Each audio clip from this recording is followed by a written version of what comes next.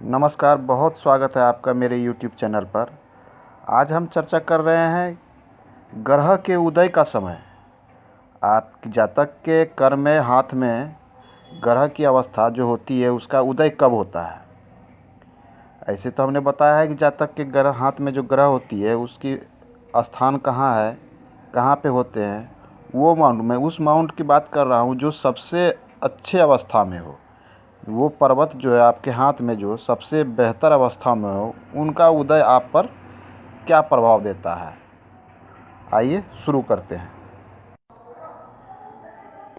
हमारे हाथों में ग्रहों की अवस्था कुछ इस प्रकार से होती है। गुरु, शनि, सूर्य, बुध, राहु, चंद्र, शुक्र और केतु। इसकी चर्चा हम कई बार कर चुके हैं।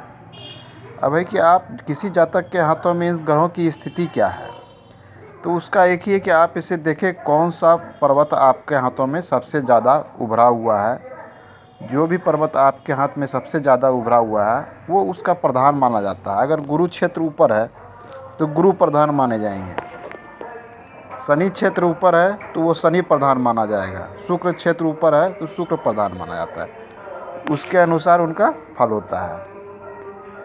और साथ में ग्रहों पर उपस्थित चिन्ह या रेखा अगर अच्छे चिन्ह हो तो फल ज़्यादा तेज़ी से मिलता है। अगर कोई गलत चिन्ह हो तो उसका नुकसान होता है। सबसे पहले होता है गुरु।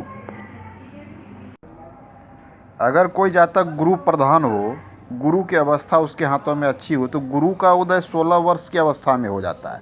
सबसे पहले उदय होने वाला ये ग्रह है और ये अपने प्रभाव को शुरू कर देता है। 16 वर्ष की अवस्था से गुरु का प्रभाव शुरू हो जाता है। ये निर्भर करेगा आपका, अगर इस पर किसी तरह का गलत चिन्ह ना हो, गलत हो तो उसमें देर होगा, अगर सही है तो ये अच्छा रहेगा। शनि पर्वत, अगर किसी जातक के हाथ में शनि पर्वत मजबूत हो, शनि प्रधान हो, तो शनि का उदय 36 वर्ष की आयु में होता है। 36 वर्ष की आयु पहुंचने पर इसका पूर्ण फल मिलना शुरू हो जाता है। चाहे जातक जॉब करे, बिजनेस करे, कुछ भी करे, उसको फ़ायदा शुरू हो जाएगा। सूर्य पर्वत, सूर्य जो है सरकारी नौकरी और कला का क्षेत्र कहलाता है।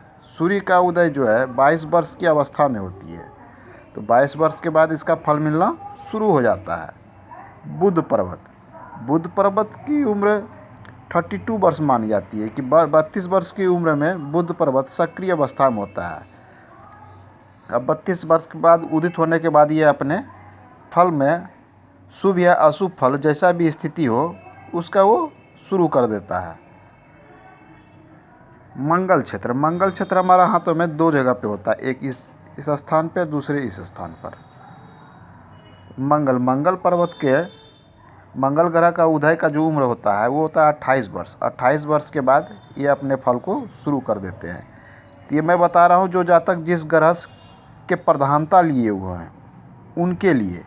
आप देख सकते हैं अपने हाथों में, आपके हाथों में कौन सा ग्रह की क्या स्थिति है।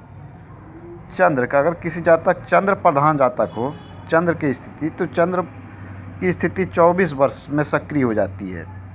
24 वर्ष पूरने के बाद चंद्र जो है सक्रिय हो जाता है और ये अपने शुभ फल को देना शुरू कर देता है। शुक्र पर्वत, शुक्र ग्रह जो है, शुक्र पर्वत आपके हाथों में, ये 25 वर्ष की उम्र में पूर्ण रूप से सक्रिय हो जाता है और ये अपने शुभ फल को देना शुरू कर देता है। ये निर्भर करेगा कि आपके हाथों में शुक्र पर कोई अशुभ चिन्ह ना हो। अशुभ चिन्ह रहने पर इसके फल देने में देरी होते हैं।